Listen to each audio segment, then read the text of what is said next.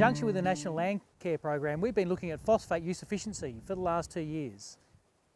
Phosphorus is a finite resource, and phosphorus is used extensively in farming. Phosphorus is also a waste product in wastewater and is responsible for algal blooms and dead zones.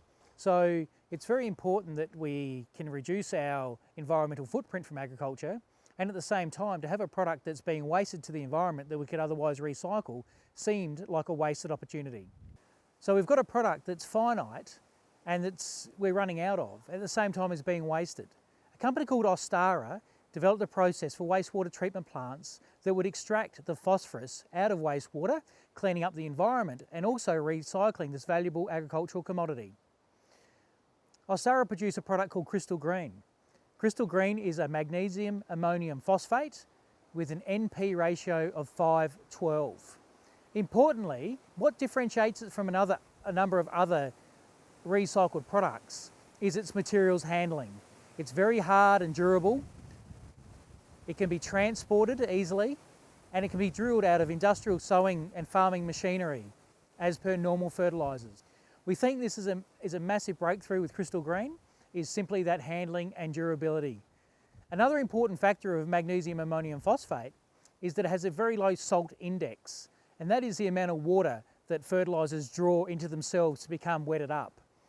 Now, having a very low salt index is important, particularly in disc seeding systems where we have narrower and narrower sowing slots. So previously in history, where we used to work up the whole ground and have fertiliser and seed mixed through the whole ground, the chance of a fertiliser granule and a seed granule being next door to each other and the fertiliser desiccating the seed was very low. As we moved into no-till and then into zero-till seeding systems, where our seed bed row becomes increasingly smaller and we're using fertiliser and seed in this confined area, that increasingly we have issues with fertiliser toxicity. By reducing the salt index of our fertiliser, we reduce the effect of that salt toxicity. We've tested it against diammonium phosphate and monoammonium phosphate, which are traditional standard industrial fertilisers, and we found its performance is excellent. Even though its nitrogen to phosphorus content is 5:12, which is lower than the other fertilisers, it's actually produced the same or more grain in our trials, showing that its actual phosphate use efficiency is significantly better. The ability to use phosphate efficiently is increasingly important because it is a finite asset and its supply is very much tied to input cost. So having a low salt index is increasingly important in disc seeding systems.